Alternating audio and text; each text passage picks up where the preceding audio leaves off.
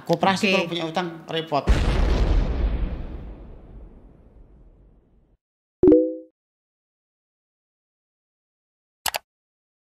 Assalamualaikum warahmatullahi wabarakatuh. Selamat siang dan salam sejahtera untuk kita semua. Oke, welcome back exactly dengan saya Dr. Tina Amelia SHMH CLA. Nah, tentunya kembali lagi di BCA Bincang Cerita Alumni. Nah, Bincang Cerita Alumni ini merupakan salah satu program dari Borobudur Hukum Channel yang menampilkan dan sharing mengenai profil alumni-alumni dari program Doktor Hukum Universitas Borobudur. Nah, telah hadir di hadapan saya yaitu Dr. Haji Saproni SHMH. Beliau adalah salah satu teman baik saya tentunya, satu angkatan gitu ya. Nah, langsung saja saya sapa. Selamat siang Pak Saproni. Selamat siang Mbak Tina. Salam sejahtera. Assalamualaikum warahmatullahi wabarakatuh. Waalaikumsalam warahmatullahi Ya, buka masker wabarakatuh. dulu, Mbak. Silakan.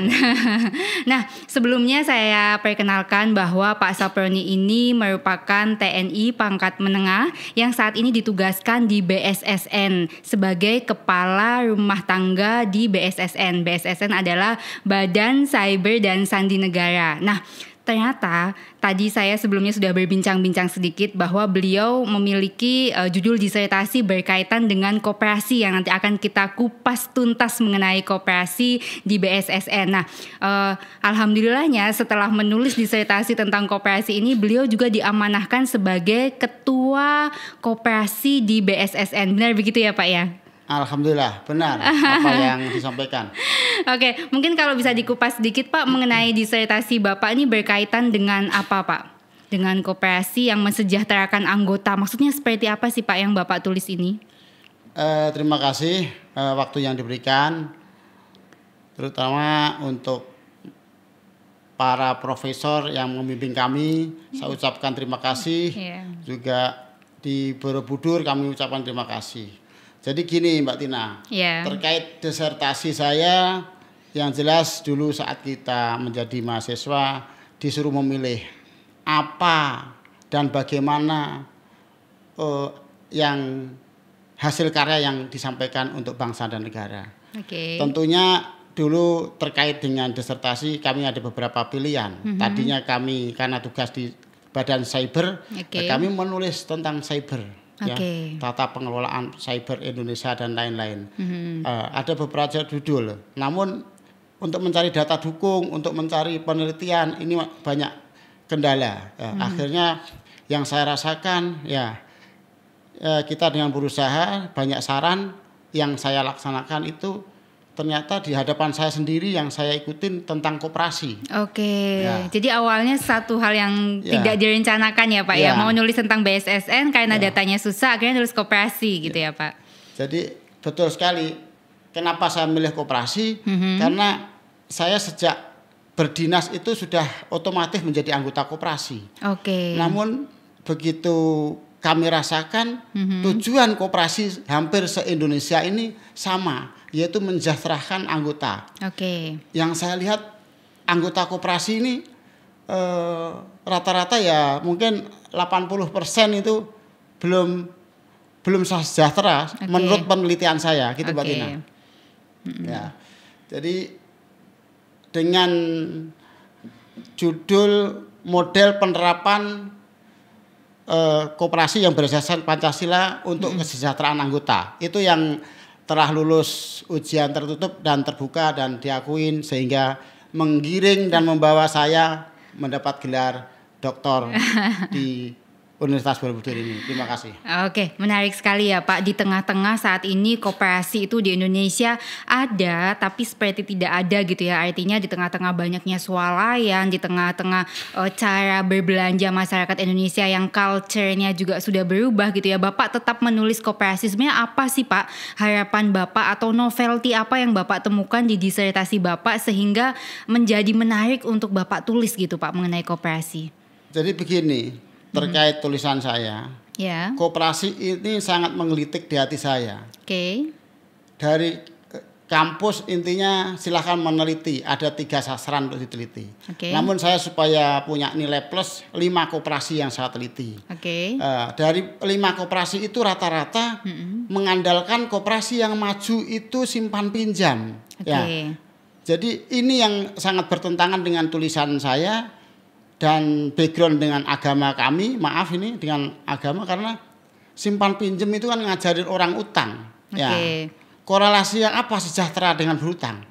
Ya, menurut pandangan kami orang yang punya utang itu tidak akan sejahtera, Mbak Tina. Makanya saya tulis terus itu sehingga koperasi itu jangan mengandalkan simpan pinjam itu. Jadi tidak bisa orang diukur sejahtera kalau masih utangnya banyak. Bahkan sampai pensiun sampai udah ini masih punya utang. Ini akhirnya ya khawatir kami sampai di akhirat sampai punya utang ya itu. Ini yang jadi pemikiran kami dan banyak hal-hal yang menyangkut tentang koperasi. Jadi kalau reformulasinya Bapak tidak lagi menitik beratkan pada simpan pinjam tapi pada apa Pak? Pada titik usaha. Ya, makanya itu koperasi perlu seorang pengurus yang benar-benar kompeten. Atau istilah sekarang harus pengurus koperasi harus punya pemikiran destruktif lah seperti itu ya. Hal-hal itu pemikiran destruktif itu sangat penting di model sekarang. Yang saya lihat pengurus koperasi ini harus benar-benar ikutin milenial kita. Jangan orang pensiun, orang udah sepuh-sepuh jadi pengurus koperasi. Ya, ini yang kadang-kadang masih ada. Itu yang untuk digerakkan supaya koperasi Indonesia ini benar-benar bisa maju sesuai dengan harapan founding fathers kita Bapak Bung Hatta itu Mbak Tina. Jadi tidak hanya pada menitik beratkan simpan pinjamnya tapi bagaimana working capitalnya atau memperluas usahanya dengan menerapkan skill atau soft skill yang dimiliki oleh pengurus koperasi ini juga harus mumpuni gitu ya Pak supaya bisa bersaing dengan swalayan atau market yang ada saat ini begitu ya Pak ya. Betul sekali Mbak Tina. Jadi saya lihat ini kan karena kita ini dokter hukum ya. Yang jelas kita kupas tadinya kan dari sisi hukumnya.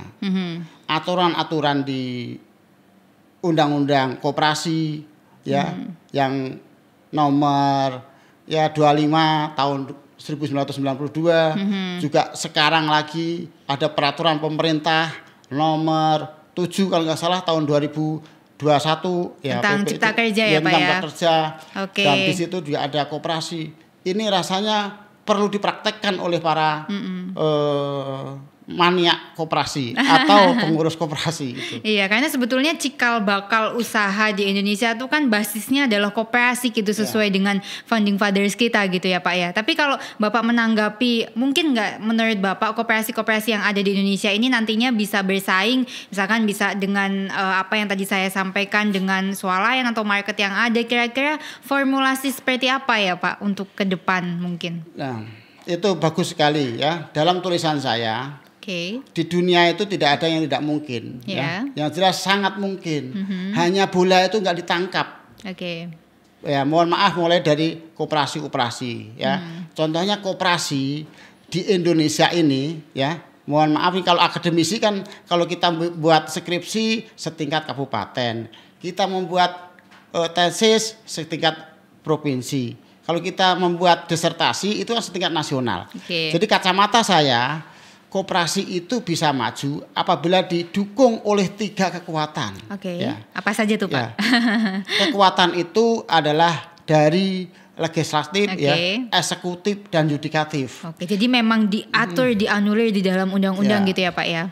Iya. Jadi 3 kekuatan itu kalau diterapkan, saya yakin itu bisa koperasi maju. Ya, mau bidang koperasi, Kementerian Koperasi, ya. Bisa mengelola ya anggaran negara berapa triliun ya. Itu kalau 0,01% aja melalui koperasi ya udah umpama bantuan sosial yang sekarang lagi semarak itu ya melalui koperasi di situ ada beras, di situ ada mie, di situ ada gula, ada telur. Kenapa nggak melalui koperasi? Kenapa dikelola sendiri? Nah, inilah ego sektoral yang masih ada. Ego sektoral masing-masing ini harapan kami sebagai insan koperasi lewat koperasi aja koperasi datang, koperasi akan anggota akan sejahtera. Itu konsep. Di sisi lain tadi umpama di sini Semarang ada Indomaret, ada ini kita harus peka ya, karena background kami di tentara juga ya dunia tentang intelijen ya, intinya di situ saya lihat, saya amatin di situ ada Indomaret, di situ ada Alfamart, di situ ada KFC, di situ ada McDonald. Ya, itu sebenarnya kita duluin, kita udah kalah langkah. Harusnya ada di mana ada Indomaret, di situ ada Indo Koperasi. Oke, luar biasa. Hal-hal seperti itu harus maju. Oke. Ya, itu perlu dukungan yang maksimal dari itu tadi 3 kekuatan. Dari eksekutif, 3 kekuatan. Ya, legislatif, yudikatif. Jangan hanya di atas kertas bisa, tapi enggak dilaksanakan. Ya akhirnya ya itu belum sejahtera sampai sekarang. Oke, mudah-mudahan nanti podcast ini kita propose bisa ke Kementerian Koperasi ya Pak, ya, sehingga ada 0,1% minimal begitu ya menurut Bapak itu. Yang bisa dianggarkan dari APBN dan bisa kita kelola menjadi, apalagi sekarang pemerintah sedang gencar-gencarnya begitu ya Pak, menggalakkan tentang UMKM, apalagi kalau koperasi yang memang merupakan usaha yang sesuai dengan cikal bakal para pendiri negara ini gitu ya Pak ya. Betul. Jadi mesti digalakan gitu ya. Betul, digalakan. Contohnya kayak kami ya, masing-masing ini ternyata begitu kami selesai mendapat gelar doktor, kita dipercaya untuk mengurus koperasi juga di samping tugas pokok sehari-hari. Intinya di mana-mana unit kerja atau mungkin di TNI atau mungkin di KL yang lain, kalau anggaran masing semuanya itu bisa melalui koperasi, saya yakin semua anggota koperasi bisa sejahtera. Ini yang sedang kami godok, karena semuanya itu kalau koperasi itu maju tidaknya koperasi bukan berdasarkan pengurus saja, tapi juga maunya anggota, semangat anggota, semangat belanja, semangat bersaran, semuanya. Itu. Jadi anggota jangan pasif. Saya pengennya anggota koperasi itu yang aktif ya. Itu. Menarik sekali ya Pak mengenai koperasi. Mungkin saya beralih sedikit Pak mengenai penugasan Bapak di BSSN, Badan Cyber dan Sandi Negara. Mungkin untuk mahasiswa saya terutama atau untuk insan hukum lainnya, sebenarnya boleh Pak dijelaskan sedikit mengenai apa sih BSSN dan kenapa Bapak sebagai TNI kemudian ditugaskan di BSSN ini, mengemban tugas seperti apa Pak? Mungkin gambaran singkatnya. Terima kasih. BSSN ini adalah cikal bakalnya atau embrionya dari lembaga Sandi Negara. Ya, itu ya. Kalau ditarik ke bawah lagi Jawatan Sandi. Jawatan Sandi.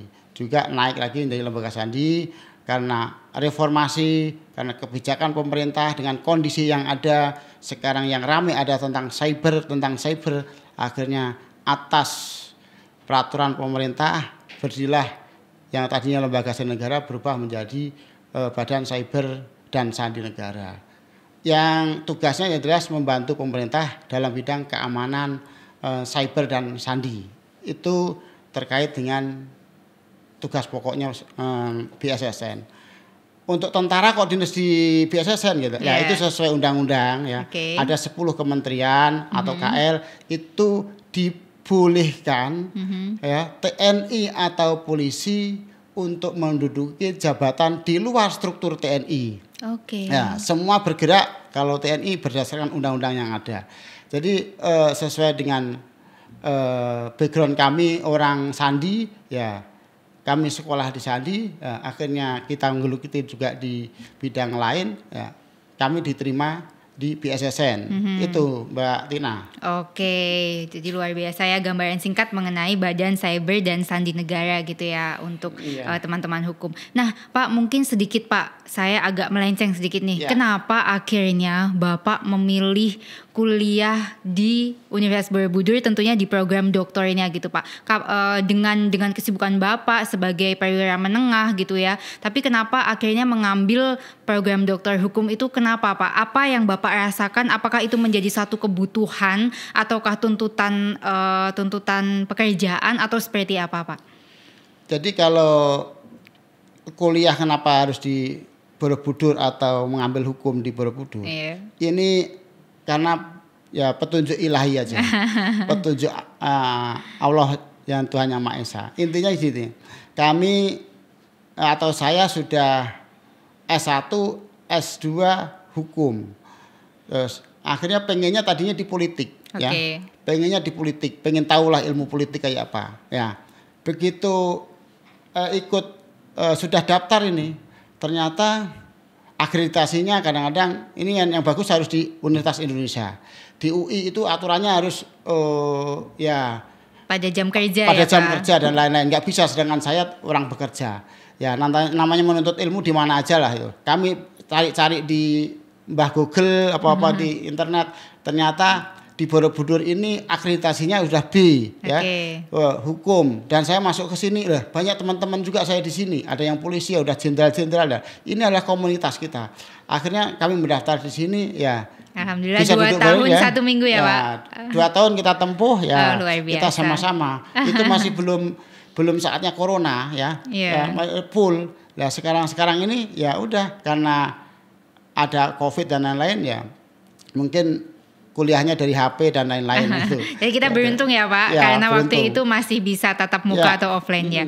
Oke, mungkin hampir di penghujung acara nih Pak, mungkin saya bertanya kepada Bapak tentang 3 prinsip hidup Bapak, terutama profesi Bapak gitu ya sebagai TNI yang juga mengemban profesi menjaga negara lah bahasanya gitu ya Pak, sebagai salah satu profesi yang amat sangat dihormati di negara gitu ya Pak. Apa sih Pak 3 prinsip hidup Bapak gitu ya, apalagi setahu saya sebagaimana yang saya baca profil Bapak ini berasal dari Bojonegoro gitu ya Pak, Jawa Timur gitu ya. Artinya Bapak kesini ini tentunya struggle gitu ya Pak, tentunya berjuang untuk itu. Jadi apa Pak 3 kata yang merupakan prinsip hidup Bapak yang Bapak jalani selama ini? Silakan Pak. Ini pertanyaan yang sangat menggelitik hati. Ini harusnya rahasia. Tapi harus saya sampaikan ya karena permintaan. 3 prinsip dalam hidup saya, yaitu yang pertama manusia harus mau bekerja. Ya. Yang kedua berusaha. Yang ketiga bermanfaat. Itu ya 3 ber aja itu udah. Itu kalau dijabarkan udah jadi 100 lembar nggak selesai itu. Ya itu. Oke Pak, di fase hidup Bapak di mana sudah selesai lah, artinya tidak ada sebenarnya selesai ya Pak, tapi artinya sudah di fase sangat bersyukur dengan apa yang Bapak punya. Ada nggak Pak 1 atau 2 harapan yang mungkin belum tercapai di hidup Bapak sampai dengan saat ini? Ini juga rahasia sebetulnya ya Pak. Jadi hidup kita itu jangan puas dengan kondisi yang ada. Intinya harus kalau ingin baik dan maju harus keluar dari zona aman. Gitu. Itu tadi fase yang terakhir tadi ya, fase yang bermanfaat tadi. Hidup kita ini semua orang mengalami tua, mengalami masa pensiun, tapi berkarya dan bermanfaat bagi orang lain itu harus mempunyai tongkat komando, mempunyai pengaruh di lingkungan. Nah, ini pengennya tetap kami bisa bermanfaat bagi orang lain. Itu aja. Dengan segala cara dan usaha tadi itu Mbak Tina. Berarti ada kebahagiaan tersendiri ketika bisa memberikan manfaat kepada sesama gitu ya Pak ya? Ya, itulah. Makanya hidup kita harus bermanfaat, itu di ajaran agama kita juga seperti itu. Di lingkungan kami juga ya ditunjuk masyarakat lingkungan sebagai ketua DKM Masjid Jami Mardotilah Depok. Ya udah kami siap, itu amanah. Ya itu ketua bermanfaat. Ketua DKM ya Pak ya. Ya itu. Jadi kembali lagi dengan koperasi tadi, di Rasulullah kita maaf nih, ini nggak boleh Rasulullah mau meninggal itu saya punya utang nggak? Ya itu. Nah, kalau sampai kayak gitu kan akhirnya kita hidup itu jangan punya utang. Koperasi kalau punya utang repot. Luar biasa, terima kasih Pak Saproni, menarik sekali. Terima kasih telah hadir di BCA. Mungkin sahabat hukum semua, tadi sebagaimana yang telah disampaikan Pak Saproni ya, sangat menarik bahwa yang diinginkan koperasi ini ke depannya tidak hanya mengandalkan simpan pinjam saja, tapi koperasi bisa melakukan optimalisasi working capital atau bisa mengoptimalisasi memperluas bidang usahanya, juga dengan pembekalan untuk human resource-nya, untuk para pengurus koperasinya agar memiliki kapasitas atau memiliki kompetisi yang baik juga sehingga bisa bersaing. Selain itu mudah-mudahan nanti ini bisa dipropos begitu ya, sehingga bisa dilihat oleh Kementerian Koperasi bahwa menarik sekali bagi saya bahwa harusnya ada 0,1% aja lah APBN dari negara kita yang memang dikhususkan untuk pengembangan koperasi, apalagi pemerintah kita saat ini sedang semangat-semangatnya menggalakkan UMKM. Jadi mudah-mudahan pengembangan koperasi juga menjadi salah satu pengembangan bisnis yang bernuansa kerakyatan sesuai dengan Founding Fathers. Selain itu tadi hal-hal yang sangat menarik juga bahwa sebaik-baiknya hidup atau sebaik-baiknya usia adalah yang bermanfaat. Jadi jangan lupa untuk terus menebar manfaat. Jangan lupa juga untuk subscribe, komen, dan like channel ini supaya kami semua lebih semangat dalam membuat channel berikutnya. Terima kasih Pak Saproni sekali lagi. Salam sehat dan salam hormat untuk keluarga. Saya tutup. Sampai ketemu lagi di Bincang Cerita Alumni sesi lainnya, tentunya dengan bintang tamu alumni-alumni yang juga tentunya menarik untuk dibahas. Sekian, wassalamualaikum warahmatullahi wabarakatuh. Waalaikumsalam warahmatullahi wabarakatuh.